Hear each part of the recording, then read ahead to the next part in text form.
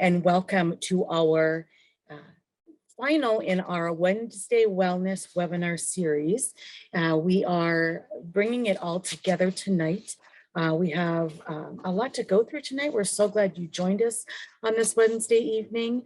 I am going to go ahead and we're going to go through a couple of housekeeping items first. This is about a 75-minute webinar. We'll have a time at the end for a Q&A session that I'll tell you more about in a minute, but it is 75 minutes in length. If you are experiencing any glitches or any lag in your audio, please remember to not have many things open in the background of your browser, such as music applications or those applications that take up a lot of bandwidth. That will just improve your quality experience if you close those down. At the completion of the webinar, within a week, we will be sending out a certificate of completion for this webinar that you can use and receive and use at your own convenience if you need it for any sort of professional proof of having attended the webinar. It is being recorded, and so it will be recorded, and then this webinar will be posted on our website. We have a web page for these Wednesday Wellness webinars that we will actually post this to as well if you would like to review it again, or you know that there's someone who has not been able to join us tonight, but you'd really like them to take part in listening to it. I do want to let you know that the Epilepsy Foundation of Minnesota is hosting this webinar. The majority of the content, though, is being provided by one of our national staff members, Kate Brocker, which I'll introduce in a little bit. The information that we all are sharing is meant to inform you about the aspects of wellness and epilepsy, but anything related to your specific diagnosis and treatment options should be discussed with your medical provider. There will be time, as I mentioned at the end, for a Q&A session, but I do want to point out that if you scroll at the bottom of your screen, you'll see there's a Q&A. It's kind of in the middle of your screen. If you click on that and open it up, you can actually ask your questions at any point. So know that you can type them in as you have them. We are monitoring the Q&A throughout. We have disabled chat for this one, and so just use that Q&A. If you are having a technical issue, you can put a question in there as well. We have a background tech person, Mary, who will be monitoring that and be able to help you with those questions as well. The other thing you might note is that live transcript feature has been added and enabled. If you wish to not utilize this feature, you can click on the live transcript button. That is also at the bottom of your screen. If you don't see it at the bottom of your screen, there's 3 dots on the right-hand side that say more. You might have to click into that. And then you shut it off by hitting hide subtitle. So live transcript is enabled for all of us. Amy? Yeah. Right now, I'm not seeing your PowerPoint. Oh. All right, that's good to know. Let me get. All right, thank you, Mary. This is why we have a great technical person in the background. All right, here we go. Perfect. There we go. Hey, we only got 2 slides in, so that's great. Thanks, Mary. All right, so again, as you see, the Q&A is circled there at the bottom where it should be located on yours as well. We are going to start with a poll question. We like to do some poll questions just to gather some information about who's with us tonight. And so I'm going to have Mary go ahead and launch our first poll question.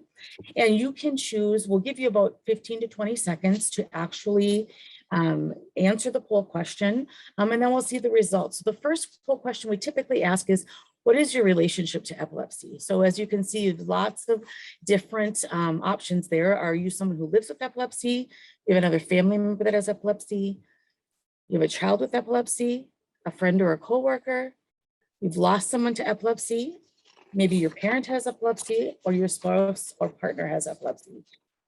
Go ahead and answer that question, and we will see, then we'll share the results with everyone so we get a little bit of an idea of who all is with us this evening. Coming in here now. We have a good variety. I'll just give you a few more seconds. All right. It looks like you can go ahead. We end that poll, and I'm going to share the results with you. We have a pretty fair amount of people that have epilepsy with us tonight, as well as those who are joining us with a family member or a friend who has epilepsy. We do have some who have lost someone to epilepsy. So good mix of people here. All right. Thank you so much for sharing that information with us. All right. Tonight, like I mentioned, we have a couple of objectives. We're just going to recap and what we've done over the last several months in our Wellness Wednesday webinars. We've broken it down into very specific aspects of wellness. And this is that recap or bringing it kind of all together. So if you've never been to one of these, no problem. You're going to learn a lot tonight. And if you have, you're going to get even more knowledge and kind of have it all brought back to you in one closing webinar. So increasing your knowledge of how seizures and epilepsy can impact your overall wellness, and also some tangible tools, resources related to different wellness components. My name is Amy. I am the Director of Programs and Regional Outreach at the Epilepsy Foundation of Minnesota. My contact information is there, and I'm happy to be hosting this webinar this evening. We have two poll questions in pretty quick succession. I'm going to have Mary go ahead and launch this second one. Because this is the last of ours in the series this year, we just want to know, have you been to any of them before? How many of you have joined us with? If you've not joined any of them, just say no. But if you've joined any of them, we've got a couple of options there for you. 1 to 2, 3 to 4, 4 or more. So go ahead and answer that question. Gives us a sense of who has been on these webinars and who has learned more specific information related to a specific topic versus if this is your first time with us. All right, it looks like we have a majority of us who have been to at least one of the webinars, but a few who are joining us for the very first time. Thank you so much for joining us for this webinar. Know that you can, again, if this is your first time, you can always go back to our website, and I will remind you of that at the end and request any of the recordings of the series of webinars that we have done throughout the year. We'll go ahead and share those results. And all right. In there. Let's go ahead and close that out, Mary. Thank you again for giving us that information. All right.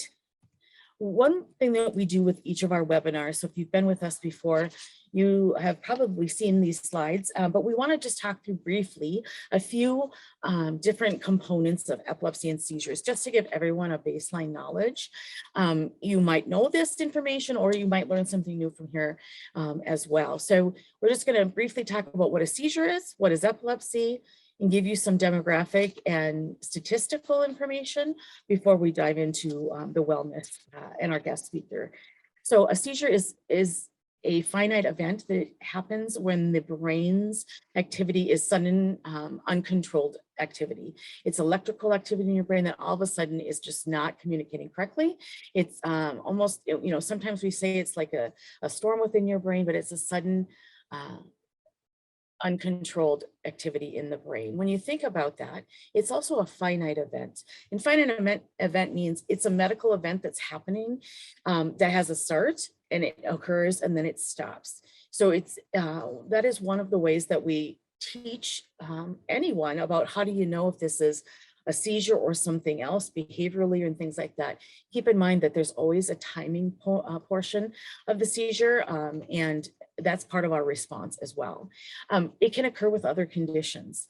Those could be conditions that are related to the neurological system. It could be conditions that are related to mental health. It could be physical things like your heart, things like that. So we know that there's lots of conditions that seizures can occur with as well, not just epilepsy. And they can look different. There's many types of seizures, but we know that a couple of things impact how they display. It's how much of the brain is involved in that seizure. Is it part of the brain that's seizing it, or is it the whole brain? And where is it coming from in the brain? Those things will contribute and determine what it physically looks like, or what the person experiences, the person that's having the seizures. We know it's super common to have a single seizure. 1 in 10 people will have a single seizure at one point in their lifetime. That's a really high statistic. So we know that it's really important when we are doing some of our basic trainings that we teach people how to respond to seizures, whether it's somebody with epilepsy or just somebody who happens to be that 1 in 10. So if that's what a seizure is, what is epilepsy? Epilepsy is the actual medical condition. It's neurological. It's characterized by unprovoked and reoccurring seizures. So what that means is literally it's occurring within your brain. Typically, there has to be more than one seizure that occurs before a diagnosis happens. That's not 100% of the time, but the majority of the time, the epilepsy diagnosis comes after a reoccurrence of seizures.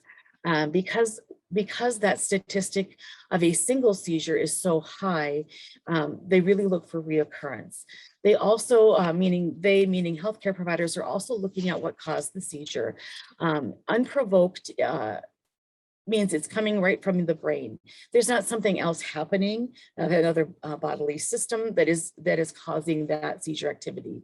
So to give you a couple of examples, an individual who is living with diabetes, they might have a seizure that's related to their blood sugar not being in control. It might be super high, and that has provoked their brain to misfire and therefore have a seizure. That's a provoked situation. Another one that's really common is a febrile seizure. So especially in young children, it might be that they spike a high fever and their brain cannot handle that quick change from baseline to high fever, and their brain begins to misfire. That is also provoked by that rapid change in temperature. So those would be two examples of provoked seizures that are not epilepsy related.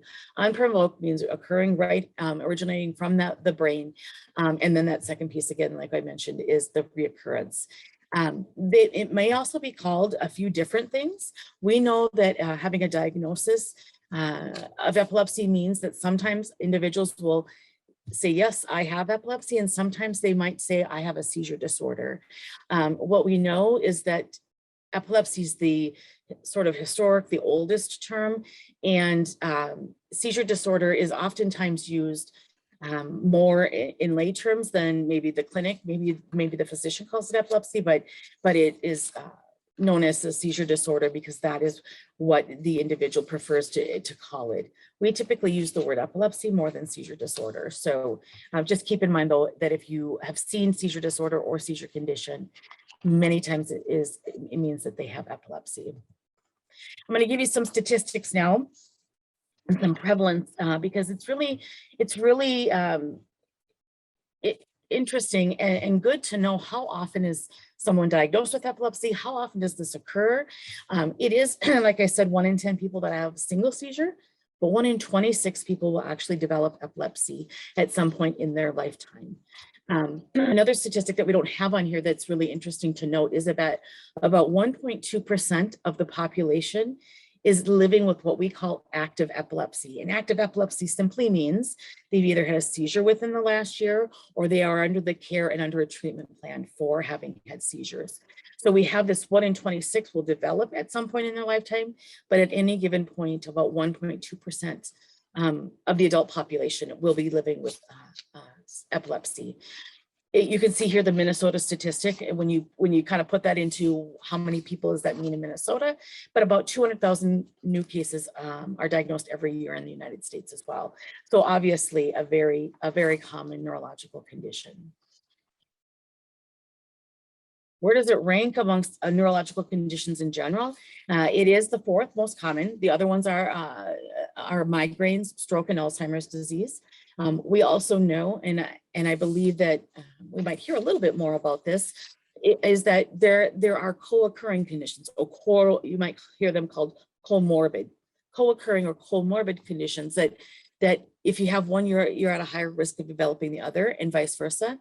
Neurological conditions all are occurring in the brain. So we know that oftentimes it might be that there's more than one neurological condition occurring for an individual. But epilepsy falls number 4 in the broad category there. It's the leading brain condition in children. And then we know that one of the categories of individuals who live with epilepsy are those who have uncontrolled seizures. And uncontrolled seizures, there's other terms as well. You might have heard intractable, refractory, difficult to control. All of those are simply mean that the person is undergoing treatment, but they haven't gotten to a place in their treatment plan where they have control. Their seizures are under control with that treatment plan. That's a third of the people that are living with epilepsy. So pretty high percentage live every day with not having control over their seizures. The final bullet point here that is so interesting to me is that adults who have epilepsy, they are more likely to have 4 or more co-occurring chronic health conditions. And so just to give you, I think Kate's going to talk a little bit about this as well, but I just want to, the one that I like to point out that is just so interesting to me is that about 30 to 40% of people with epilepsy also live with a sleep disturbance or a sleep disorder.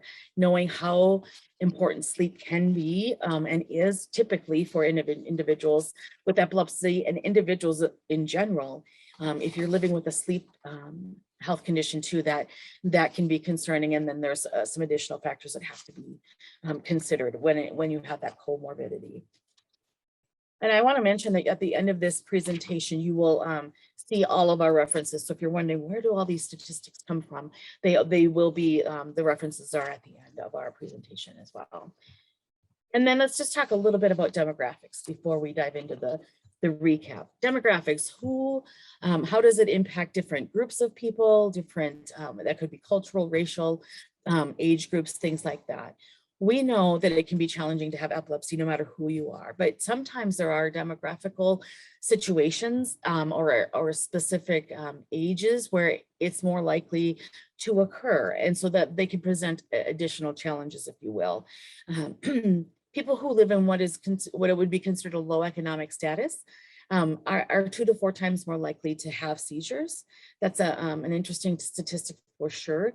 Epilepsy is very expensive many times. And so one of the things you'll see in these bullet points is several of them have to do with that sort of impact on ability to get their daily needs taken care of and that financial impact. We know that African Americans and Hispanics make up nearly 40% of people that have epilepsy. Whereas if you looked at the African American and those who identify as Hispanic populations as a whole in the United States, they make up about 31% of the population in general. But in the epilepsy world, they make up about 40%. And then we know that, like I mentioned, there are some economic impacts. About a third of children with epilepsy live in food insecure homes. And about 50% of adults with active epilepsy have an annual family income of $25,000 or less. So when you think about, so what does that mean compared to others? About 1/5 of children in the general public live in food insecure homes. And about, I believe, I got to find my statistic here. I believe it's about 17 to 20% of adults in the general population live at that 25% or 25,000 or less. So you might say, why are these so prevalent?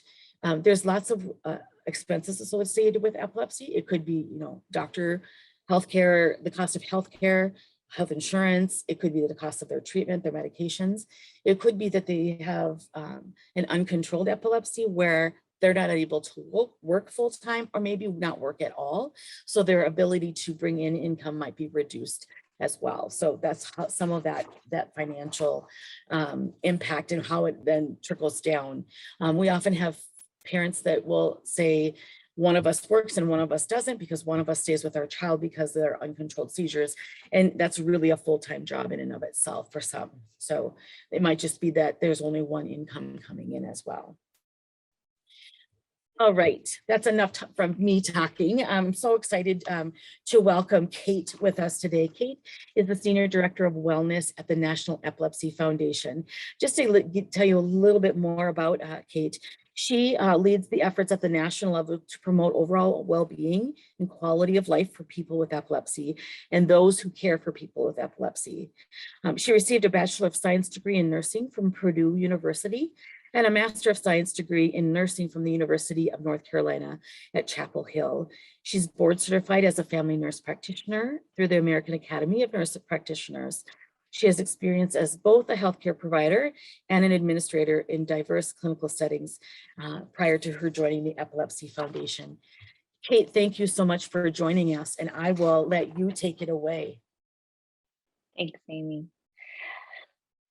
All right, well, thank you all for joining tonight, and for those who will be able to join when this is on demand. As she said, I'm Kate Brocker, and I'm going to be doing an overview of the Wellness Wednesday webinar series. We're going to be wrapping it up by just going over the Wellness Wheel overview and talking about some resources.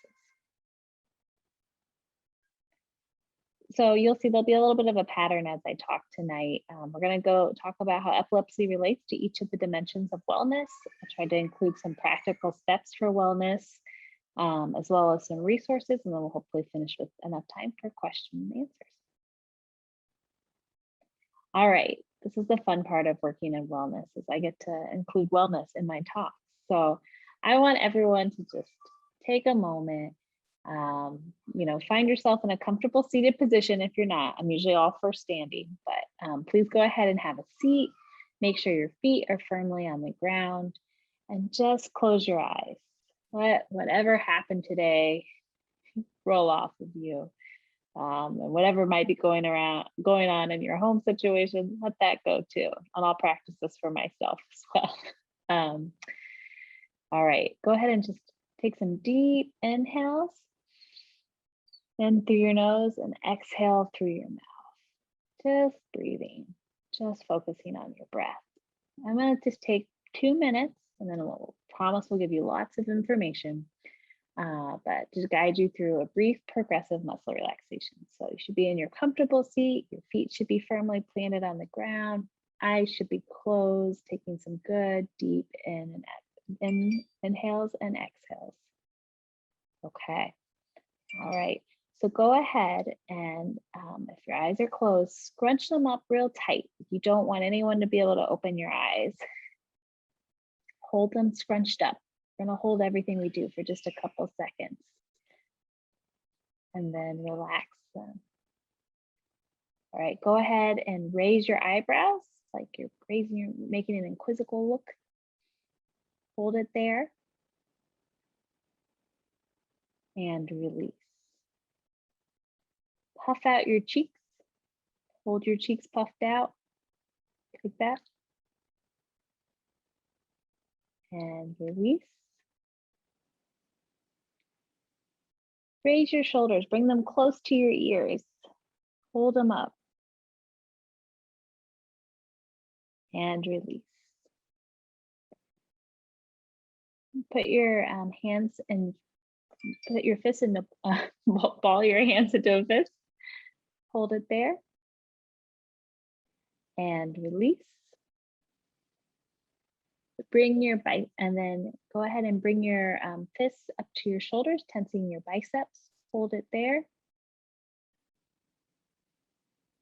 And release.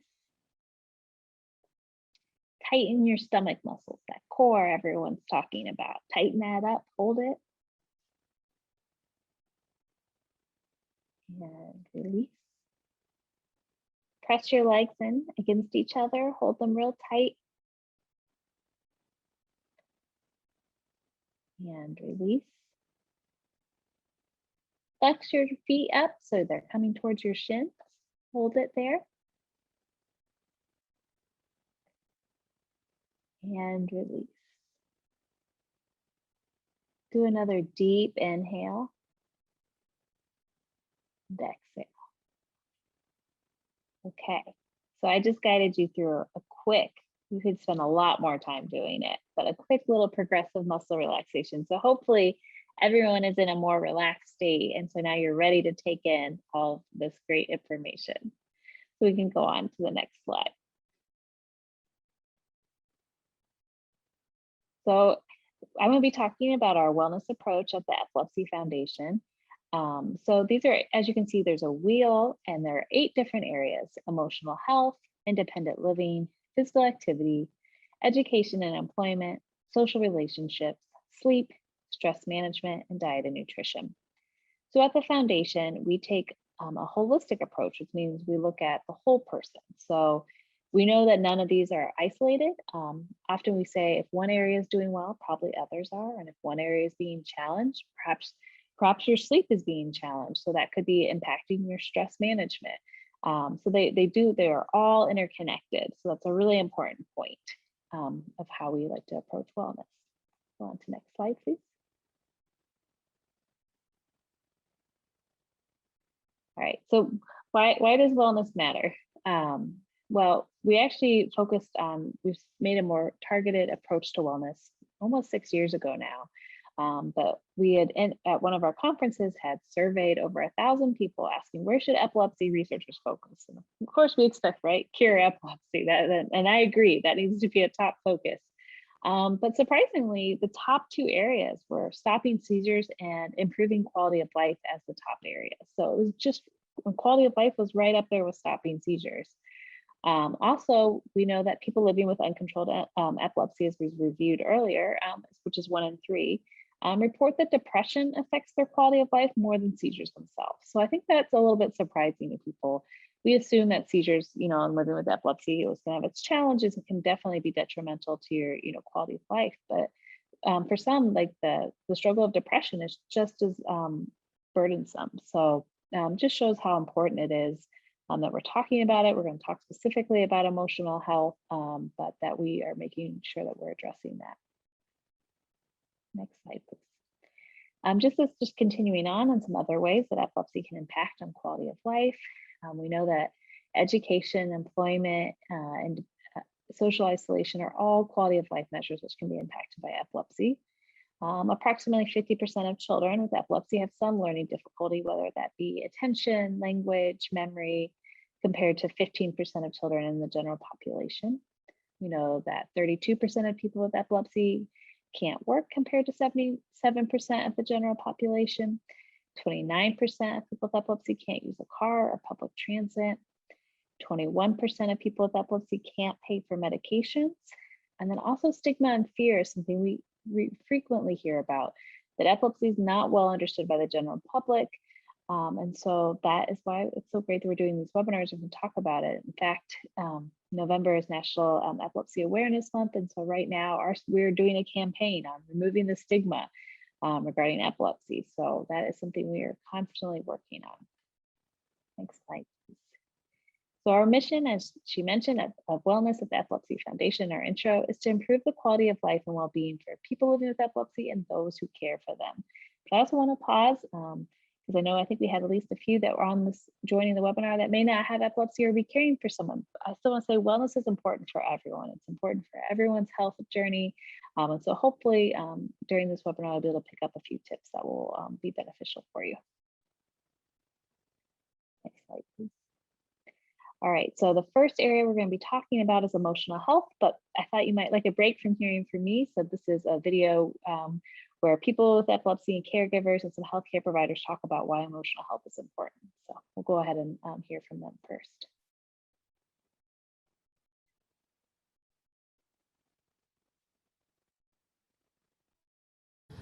The term emotional health means to me my overall well-being, how I am feeling like when I wake up, when I go to bed, how I react to things, like if things are upsetting, if I blow up, like that means I'm not emotionally healthy at all. It means I'm not doing well.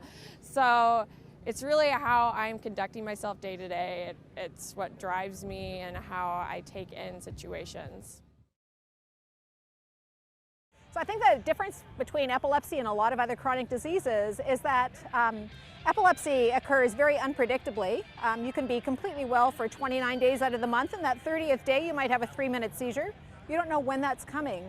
And so you kind of have to live your life worrying when the next seizure is going to happen. And I think that has significant impact on your ability to kind of, do your day-to-day activities. I think it's really emotional well-being, and it's really living well with epilepsy. Not letting epilepsy sort of overtake your life, but recognizing you have epilepsy, obviously making the modifications you need in your life for that, but really living your life to the fullest and really having good relationships with your families and your friends. Emotional health can be heavily affected from something like epilepsy, and I think you have to strive to, push through this condition and try to find ways to continue your good emotional health and still find a way to live your life. Living with the disease can really bring on stressful events when you're unprepared and you haven't been managing your stress levels in the appropriate way. Caring for someone with epilepsy can be like an emotional roller coaster. There's days where you're up, there's days that you're down, and then there's days that you're all around. It's very worrisome and does play a lot on your emotions.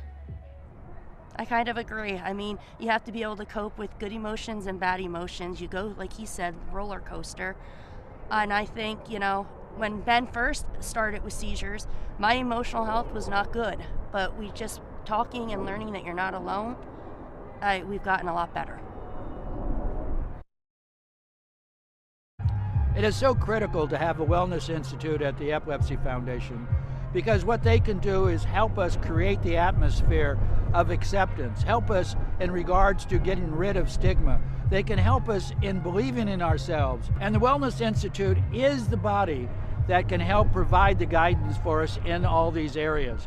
But it is something that we all have to support, believe in, and be part of, because that's what will make it successful, not for me, not just for you, but for all of us that have epilepsy. And that includes our families. It's not just those of us who have the seizures. It is the family that's engaged and involved and needs to believe, and Wellness Center can help all of us out. That's what's important. With my epilepsy, I thank God for it, because it's made me who I am today. It's made me believe in myself, understand what I can and I cannot do, and to accept it. There are things that I can't do because of my epilepsy, but I embrace it. I embrace the fact that I have it, and I have now had to develop who I am, what I stand for, and so forth. That's what's important for all of us, is to end up loving what you do, believing in what you do, and convincing people that you can do what you want to do. That's what's important.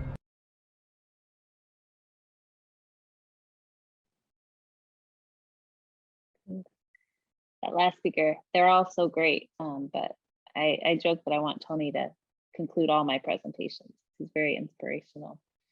So as you can see, emotional health affects everyone, whether you're living with epilepsy, you're caring for someone, you're joining this webinar because you're interested.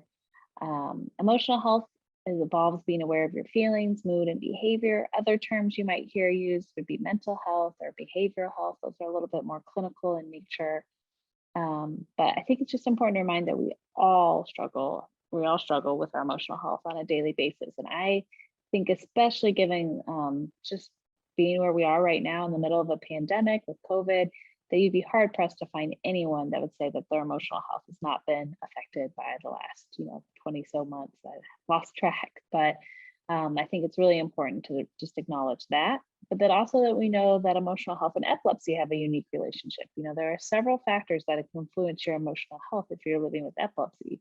And maybe the medications you're taking could affect your mood. Seizures and stress of just associated with managing a chronic condition. There's the doctor's appointments, there's the bills, there's, deciding what's your treatment plan. There's so many factors that go into managing a chronic condition like epilepsy that can be very stressful. We also know that depending on where seizures occur in the brain, that can also impact your mood as well. So anxiety and depression are the two most common mood disorders that occur in this country. And those are the two most common that also occur in epilepsy. And we know that they occur at a higher frequency than, say, the general population. And we'll go to the next slide and talk about some of those comorbidities that Amy was referencing. So comorbidity is just a fancy term for when more than one condition is occurring at the same time. So if you have epilepsy and depression, that's a mental health comorbidity.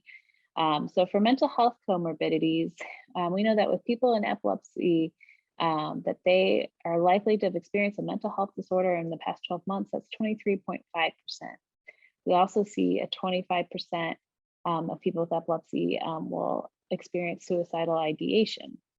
We covered a little bit this in the intro slides, but that physical comorbidities also occur at a greater frequency, in that you can be more likely to have 4 or more medical comorbidities. So that's why it's so critical that we, practice and look for ways that we can improve wellness and quality of life, just so that we can help kind of minimize the side effects that these comorbidities may have. We'll go to the next slide. Thank you. So improving our emotional health. We know that everyone has emotional health needs, and it affects us all in different ways. So the first thing, it sounds simple, is just to talk about emotional health. We've done a lot of work. I want to say things have definitely gotten better, but we still have a long ways to go, where we treat emotional health issues the exact same as physical health. I equate it to, when someone has a cancer diagnosis, we see a community usually rally around that person as needed, but we should do the exact same. We should be rallying around people if someone is disclosing that they're suffering from depression.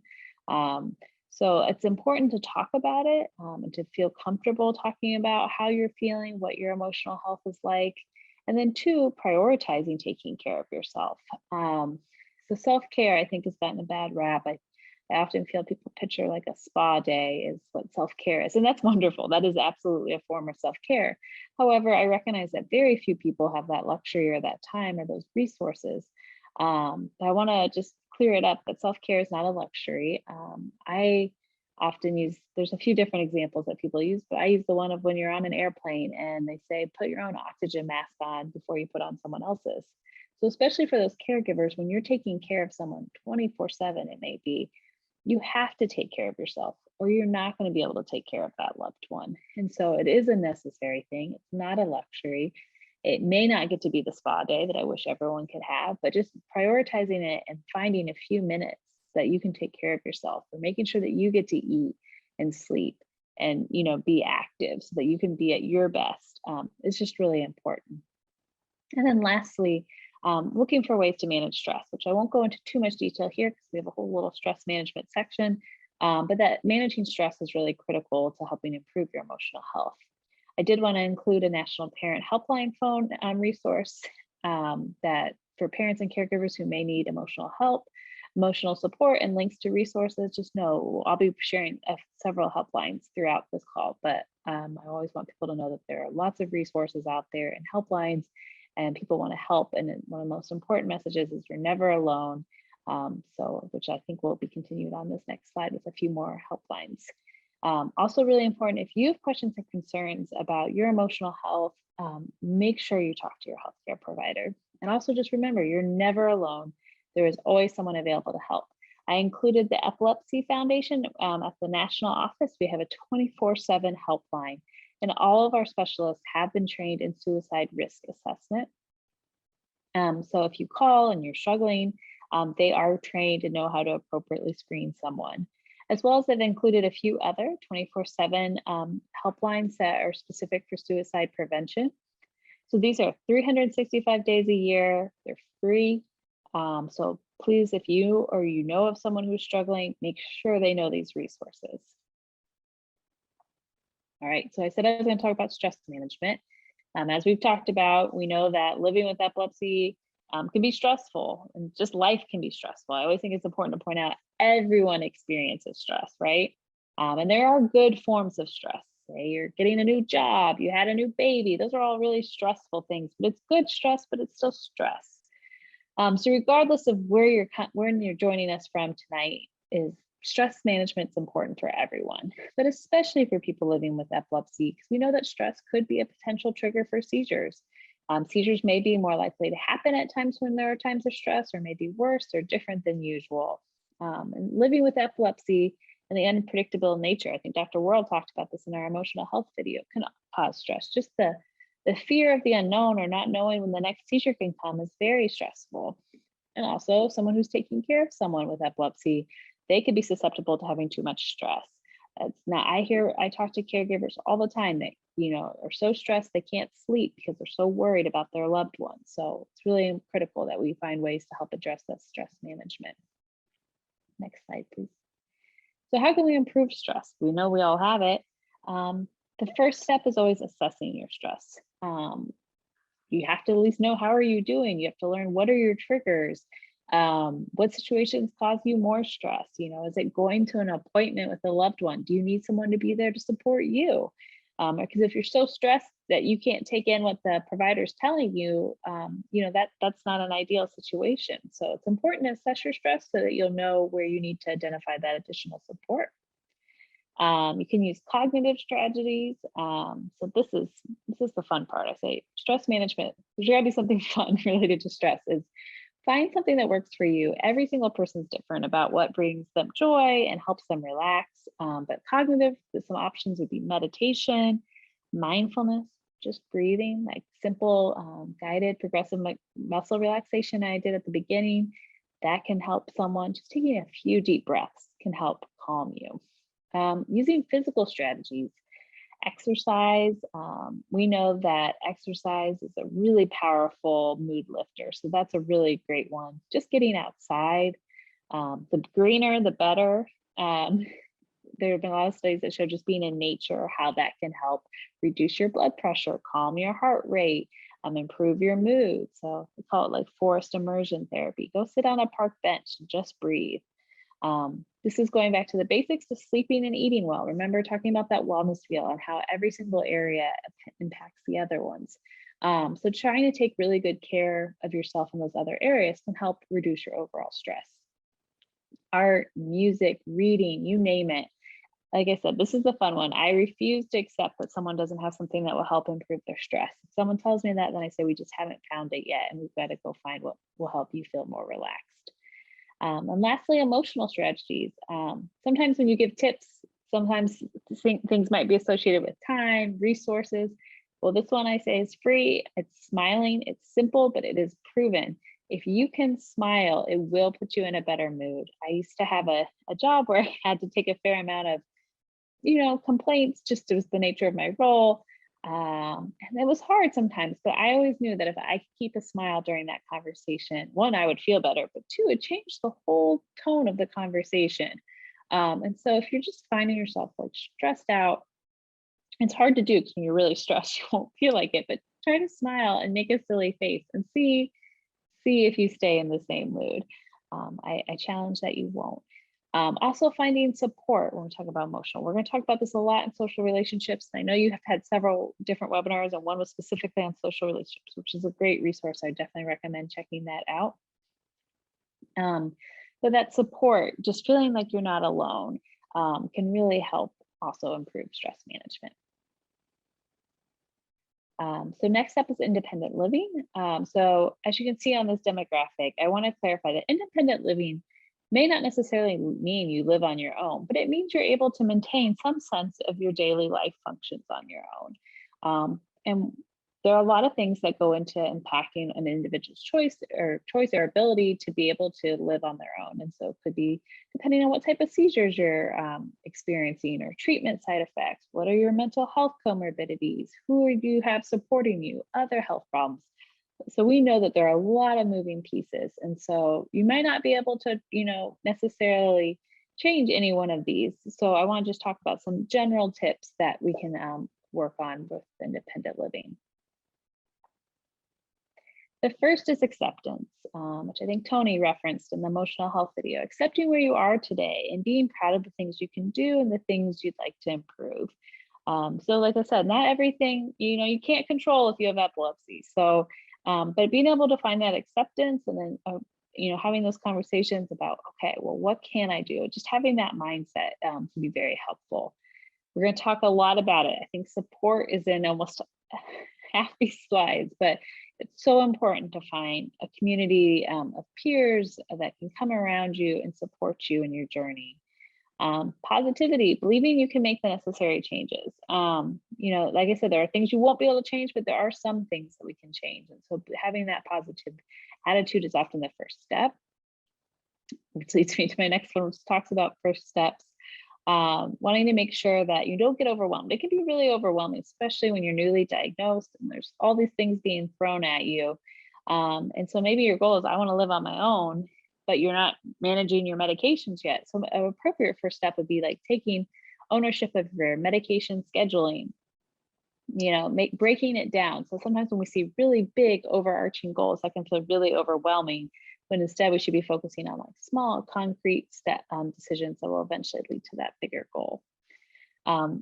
It's been shown that routine can help, you know, provide control and consistency. So when you can find a way to establish a routine, that can be very helpful. Social relationships, getting involved, you know, volunteer, you know, set up interactions with friends. All of that's such an important part. And then once again, overall health. How can we make sure you're eating well, getting adequate sleep, getting physical activity, all of the different dimensions we're going to be talking about tonight. They all kind of come together to help improve one's success at being able to live independently. All right, so we've talked about physical activity several times. Physical activity essentially is just when your body's moving.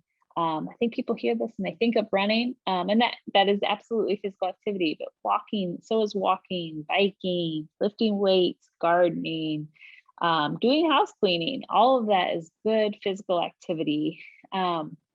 Speaking of physical activity, we know that 30 minutes of physical activity can be just as effective on improving your mood as medications in like mild depression. So when I used to see people clinically, I always asked about physical activity, especially if they were struggling with depression or anxiety, because it is a powerful mood enhancer.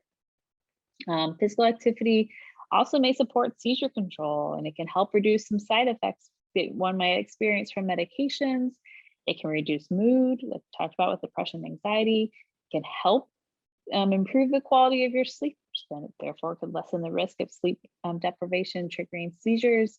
It can help improve your cognition, can help with, you know, memory recall, thinking, attention, which could help in your school or employment performances that we'll talk about later, and also just improve your overall quality of life. So lots of reasons to be getting out there and getting active to whatever degree you can.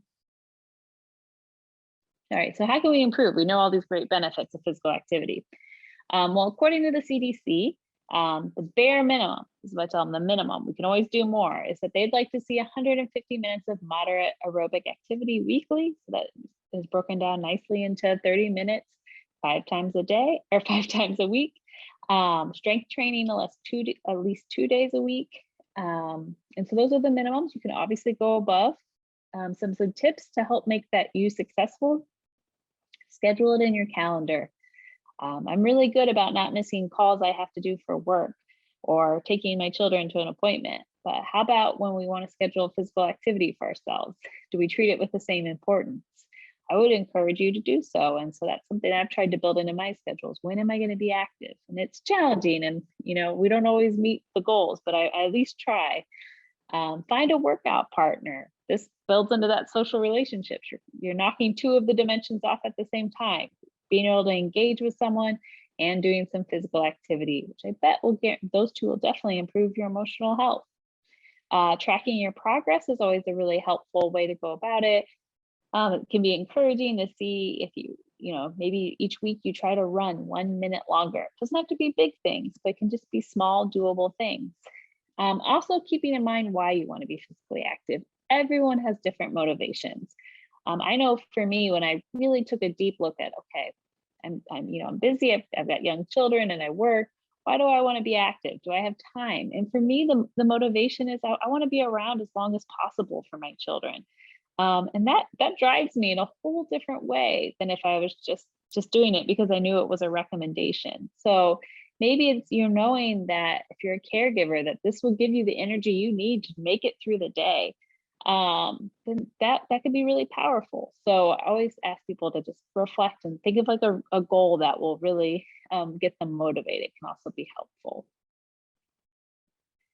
So the bottom line, and I know there like years past, depending on what people have read back on, is I know at times, long time, 20, 30 years ago, there was more mixed evidence, but it is clear that exercise most likely has a beneficial effect on seizures, and there's no evidence to suggest that it is unsafe. However, I always want to put the caveat, you should always talk to your healthcare team before you're starting a new exercise regimen, or if you have any questions. And I do need to point out there are a few high risk exceptions, such as like, rock climbing, like, or water sports or motor sports. So there are a few caveats, but there are a lot of safety precautions and tips that can be shared. So if you are interested in trying out something new, just talk to your healthcare team, and I'm sure they'll be happy to support you and find the reasonable accommodations as needed. All right. As I've mentioned, I know I'm wrapping up and bringing together a bunch of the different webinars. So I know there was a deep dive on education. And so I encourage you to check that out. However, I just want to talk briefly about it that, we know education is a foundation for, helping develop that sense of personal control that can set you up well for being able to maintain a healthy lifestyle. And as we talked at the beginning, we know that 50% of children can have some type of learning problem. And obviously there are many children that do not. However, regardless, it's important that we can, get help early and maximize a student's learning. And that that all students with seizures who may be having learning problems are eligible for an assessment of their learning and educational needs. And this could be something such as an individual education plan, an IEP, or a 504 plan. And so I just want you to know there are resources. And if you're a caregiver joining us tonight, don't be afraid to ask questions. These are free services to you. And so I always say you're the best advocate. So if you are worried, your child best, don't ever hesitate for advocating on their behalf. We'll go to the next slide. But regardless of IEP or 504, every single student should have a seizure action plan. This is a screenshot from one on epilepsy.com, but we have sample ones that you can just print off, and you can take that to your school nurse, or ideally what we'd like is like for you to meet with your epilepsy healthcare team, and they can help write one out, and then you share that with the school nurse. But anyone that's interacting with your child at school should be able to have access to a seizure action plan. That's really important for every student to have. All right, so we're going on to employment, which once again, I know you had I listened to several of these webinars, and they are really great in-depth information. Some of it's a little bit more specific for Minnesota, but I just wanted to cover a few highlights. That we know that epilepsy is covered by the ADA, which the ADA stands for the Americans with Disabilities Act, which prohibits discrimination in the workplace for someone's disability. That you do not have to disclose your epilepsy unless you choose to, or you may need accommodations. And that if you are having struggles related to work because of your epilepsy, please know that there are like vocational rehab specialists that can help. And I also know that if you're concerned about discrimination at work or have any legal concerns, please contact our national 24/7 helpline. As I mentioned earlier, we do have a legal defense fund, and we do have a qualified person with significant disability rights experience that would be able to take your call and help provide guidance and just answer any questions you might have. So I just wanted to make sure you knew of that resource. We were recently awarded a grant that covered specifically employment. So as a result of that grant, we just made up in the last year a bunch of resources on employment. So these are all free. We have a an epilepsy learning portal, it's like a learning management system. And so if you log on and make an account, you can, I have 2 webinars on here. These are each over an hour. And they have so much resources about just employment resources, job search advice, anything you need to know about navigating the workplace as a person with epilepsy. So I just want to take a moment and plug those, as well as the webinar that was already a part of this series. Just know that I'm not an employment expert by any means, but we recognize that employment is a huge part of anyone's life. And so we want to make sure you have the resources and information you need to be best equipped. go to the next slide. These are just those, each of the ones I showed you before were like an hour in length. We also have several just shorter videos that have a bunch of really helpful information about discrimination, how to disclose, and reasonable accommodations. And these are all on epilepsy.com if you search them. So please check those out. Okay, so we're on to social relationships, which this has popped up several times in the other dimensions.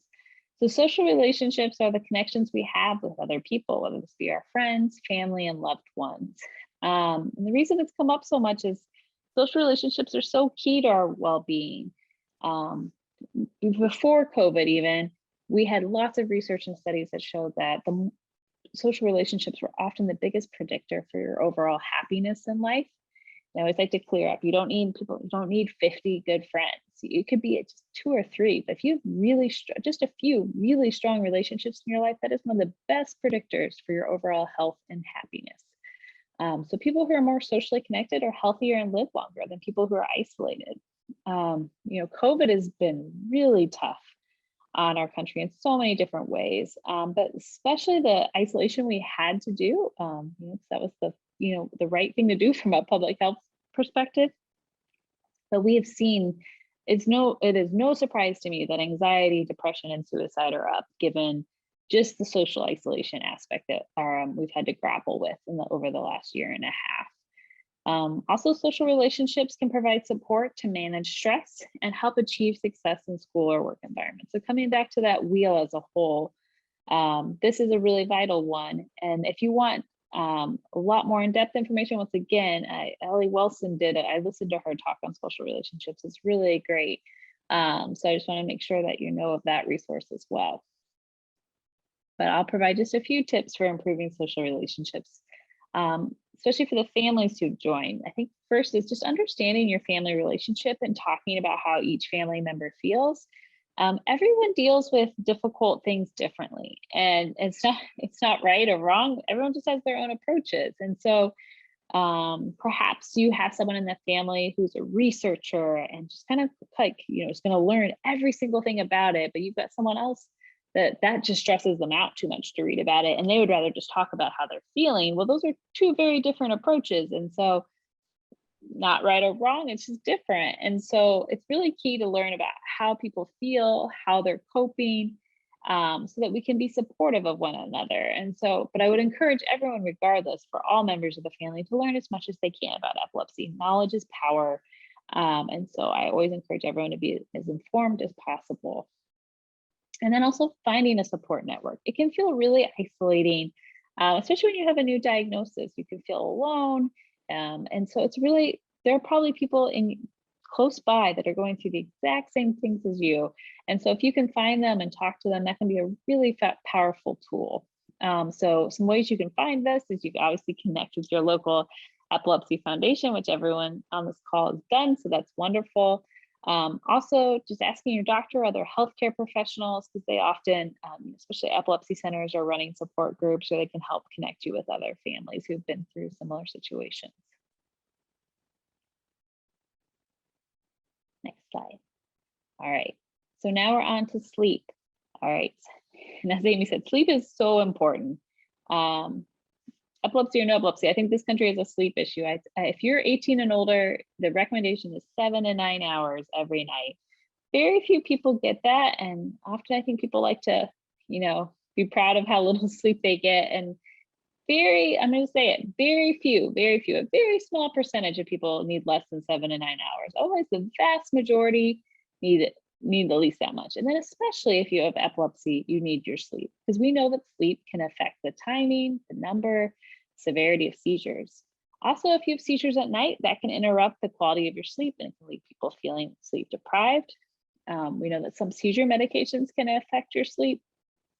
And if you're caregiving for someone living with epilepsy, it's so important to make healthy sleep a priority for yourself. I hear this often when I talk to caregivers, just about the anxiety they feel, worried about their loved one, that could experience a seizure during their at night, and the concerns that go along with that. And so I don't say this lightly. I know it's really hard to do depending on situations, but it is so important because sleep is just a restorative part And it's critical, like I said, to all those other layers of wellness. It is very hard to have a good day when you did not sleep the night before. So let's go to the next slide and we'll talk about some tips. So the good thing about sleep is there's a lot you can do to improve your sleep quality. The first one, as I say, set a realistic time for bed and stick to that schedule. It's really helpful to go to bed around the same time every night. I think people are pretty, as a whole, when I've counseled people, a lot of people are good about it on the weekdays. If you've got work or kids going to school, you've got all these things that kind of make sure that you go to bed, right? But I often see people on the weekends who like kind of let loose. They stay up watching movies, they go see friends, and perhaps they're going to bed 2 hours later than what they usually do during the week.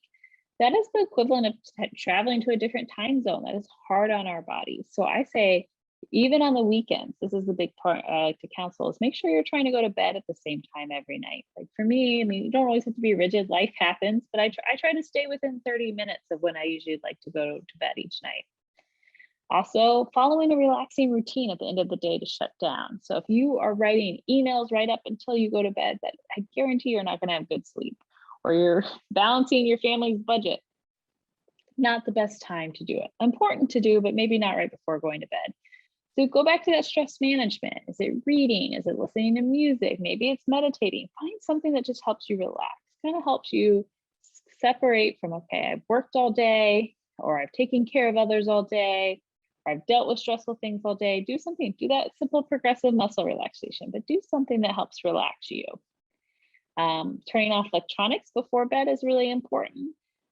Especially now in the day and age where we all like to scroll and keep our phones by us. One of the best things you can do is not use your phone as an alarm clock, which I know we're all guilty of, but actually buying an alarm clock and making your room an electronic free zone. They know that the blue light can affect your circadian rhythm, which can affect your sleep quality. Also, getting some sun, or especially early in the day. There's studies that show that if you get sun early in the day, that can help reset your circadian rhythm. So that can be really beneficial. Keeping the bedroom dark, quiet, cool for best sleep. Just kind of setting the stage for good sleep. So making it a cozy atmosphere. You can use fans or humidifiers to create white noise. Also making sure you get plenty of exercise during the day. If you lead a really sedentary lifestyle and you're basically laying down all day or sitting, it can be hard to feel physically tired. The one caveat here I always like to remind people is that a few people can exercise close to bed and be fine. I know for myself, I need several hours. So the general recommendation is that you need at least 2 hours from when you finish exercising before you're going to bed. Otherwise, you're just too revved up and it can be really hard to unwind. You want to avoid large meals right before bedtime. Stimulants. Some people are very sensitive to caffeine, so even like the caffeine that's in a decaf coffee can be too much. Alcohol, this is another kind of, people might not always realize, alcohol can help you fall asleep. A lot of people like that glass before, a nightcap or what have you. However, it might help you fall asleep, but it's gonna disrupt the quality of your sleep that you're having at night. So you might wake up middle of the night, you might have more night awakings, you might wake earlier. So in general, if you're really working on your sleep, my recommendation would be to really minimize alcohol consumption. All right, so speaking of some dietary things, we'll go on to diet and nutrition. I do want to point out that I'm aware that ketogenic diet is a way for treating epilepsy. However, I'm not nutritionist. I won't be talking about ketogenic diet, but just some general diet and nutrition principles. Studies show that eating whole foods low in sugar may have a positive impact on seizure control and depression and anxiety. For caregivers, we know eating a well-balanced diet can help prevent illness, increase energy, balance mood. So it's going back to those fundamental building blocks of how can you take care of yourself so that you can best take care of someone else. Just continuing on some more diet and nutrition recommendations. Obviously, maintaining a healthy weight is done best through eating and physical activities. Especially as we age, I found that nutrition has a much bigger impact on weight control than physical activity. It's really hard to burn off poor diet choices. You want to make sure, though, that you're getting activity, being mindful of sodium intake, which is salt, and that actually, even once we get older than 51, the salt recommendation drops even lower. You also want to avoid saturated fats and added sugar. The things you want to increase, fruits and vegetables always. I don't know if anyone else remembers when you had to remember all the servings, and I remember going through school and I could never remember the serving numbers. I like the half my plate. It's a website, and ideally I just think it's simple visually. Half your plate should be fruits and vegetables. Eating whole grains, doing low fat dairy, using oil when you can to replace solid fats, and making sure you're getting a healthy variety of proteins are all some things you can do that would be positive diet choices. I find diet and nutrition a very overwhelming dimension of wellness. And I just want to encourage you all that small diet changes can make a huge difference. So maybe it's just picking one thing. Maybe you have whole milk with your coffee and you reduce it to 2%. That can make a difference. And so try to look with that critical eye and say, is there something small that I could do? Once again, it goes back to making realistic goals and not getting overwhelmed. But I do want to encourage you that small diet changes done consistently over time absolutely make a difference. So as I was saying, when we're talking about goal setting, I like to share this acronym. It says SMART goals: specific, measurable, attainable, realistic, and timely. So an example would be if you have not been active at all, a SMART goal is not that you're going to run a 5K in a week. It's not a SMART goal. It's not realistic. Instead, a SMART goal might be, I'm going to start walking 30 minutes 3 times a week, and then I'll increase to 4 times a week. Or, you get the sense that it's specific, it's measurable. Can you do it? So I think we've shared a lot of tips, and if you've been tuning into this webinar series, there is so much great information here. And it can be really overwhelming. 8 dimensions of wellness is a lot. And so my encouragement is that you pick 1 or 2 areas that you would like to focus in on. After you do that assessment of how you're doing, how you're feeling, pick 1 or 2 areas that you would like to improve on something and make a SMART goal for it. And let us know, tell your support group how you're doing, or tell your support network. I want to share a few resources. I've mentioned epilepsy.com several times, but there is a wealth of information on there about epilepsy, wellness, and more. If you want to know everything that's happening out of National Epilepsy Foundation, please subscribe to our Epilepsy Foundation newsletter. It's sent out once a week, and it's a great way to have a sense of what's going on at the foundation. A lot of the material I've shared with you, we have a wellness publication. We have a wellness and epilepsy toolkit. So it's got fact sheets on each of the different dimensions of wellness, and those are a great resource. I definitely want to plug the wellness webinars that Amy and her team have put on. They're great resources, so please make sure you check all of those out as well. I've also mentioned our 24/7 helpline several times. So I just wanted to share that once again, this is a number. Please make sure you have this. Call any day or night. Some of the topics that our information specialists can help you with include reviewing treatment options, medication information, support groups, financial assistance, seizure first aid, employment, discrimination and legal issues, emotional support, helping getting connected with the local Epilepsy Foundation offices. We do provide SUDEP bereavement counseling and free information packets. So those are just a few. It's an amazing service, and I hope everyone here knows about it, shares it with others, and hopefully reaches out if we can help you with anything. And lastly, I wanted to plug one other Managing Epilepsy Well Network. So speaking of our helpline, I want to be upfront that these programs aren't in every state. They may not all be in Minnesota, but if you're curious about where these are located, call our helpline and they can help you determine if there's a provider near you offering one of these programs. But these programs were developed by the CDC funding. They're all evidence-based, and they each have like a little bit of a different focus. But for example, Hopscotch is a memory-based coaching program. So if you're struggling with memory, which is a common side effect from epilepsy, is having memory issues, Hopscotch has been shown to be really powerful and helps people with that. Or Project Uplift specifically focuses on mindfulness. So each of these programs has a little bit of a different focus. But I just wanted to share that these programs are designed to help improve well-being for those living with epilepsy. So if you're interested in learning more about any of these programs, you're welcome to contact me. Or like I said, if you want to know where they're being offered closest to you, please contact our helpline. Just a few reminders before we start to wrap up is just We know that challenges in epilepsy extend beyond seizures. Seizures are challenging, don't get me wrong, but there are other challenges as well. And your epilepsy team can help. Make sure you take time for emotional health and wellness. It's really important, it's critical. Be prepared for your clinic visits, ask questions, and take notes. Connect with your local epilepsy foundation. They are a wealth of information and support. And also just make sure to check out epilepsy.com for more information. And before we transition to questions, I think I've got just one more video that's a brief summary on wellness and why it matters. Oh, seizure first aid. I got to plug seizure first aid. Sorry. I knew I skipped one slide. So seizure first aid, we're really excited. This has been recently developed from our national office. We have several trainings this month alone, but the best way, you can go to epilepsy.com and just look up seizure first aid, and you can see where there are trainings near you. But our goal is just like we want everyone to be CPR trained. We want everyone to know how to respond to a seizure, how to recognize one, how to respond, and how to know when to call for help. So please get seizure first aid trained if you haven't already, and share this with others. And if you have any questions, obviously I know Amy would be happy to help you, but so would I. So just know that this is a great program that we're really thrilled about. Okay, now I think I'm ready for my video.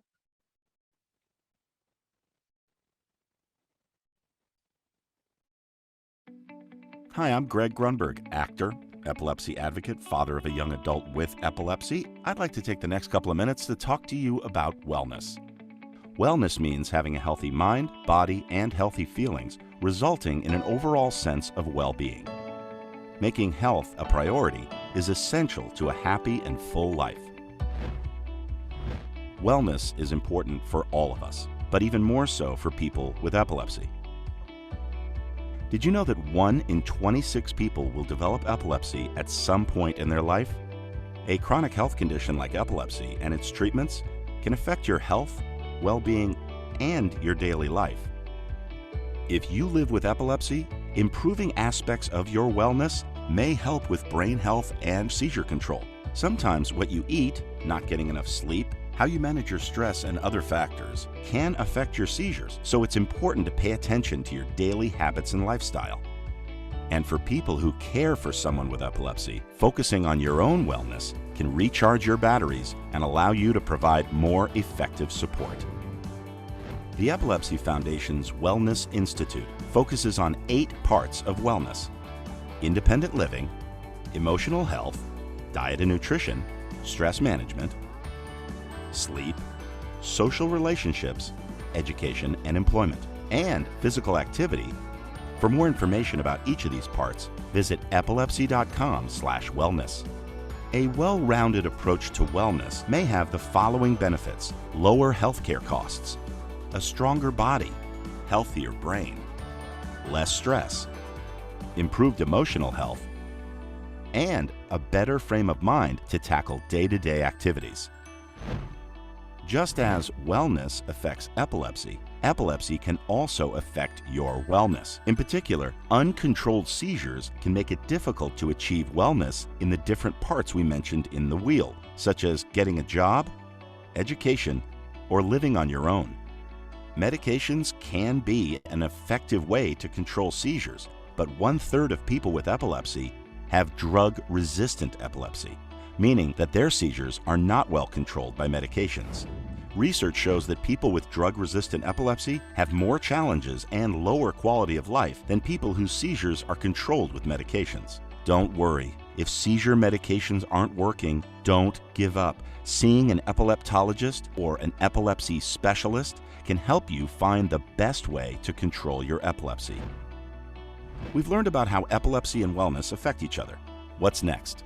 One of the first steps in a journey toward wellness is talking about your epilepsy with people who care about you. Don't keep it to yourself. That can be isolating and lonely. Talk about it. Talk about it with your family, schoolmates, colleagues, friends, with whomever you feel comfortable. Let them give you that support and the encouragement that you deserve.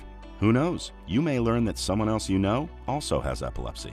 Another great way to connect with people and find support is to get involved with your local epilepsy foundation. There are over 50 Epilepsy Foundation offices nationwide. Visit epilepsy.com/local to find the location closest to you. Your local Epilepsy Foundation provides tools, resources, and opportunities to connect with other like-minded people and learn more about your health and wellness. It's also important to learn as much as you can about epilepsy. Knowledge is power. So visit epilepsy.com to learn about all the tools and resources available to you with just the click of a button. It can be hard to know where to begin in your wellness journey, but if you have a positive attitude, you will gain the confidence to make the small changes to improve your wellness and epilepsy. And remember, wellness is a journey. Each day is a new opportunity to improve your wellness. The small choices we make daily can contribute to our overall health, happiness, and well-being. Best of luck.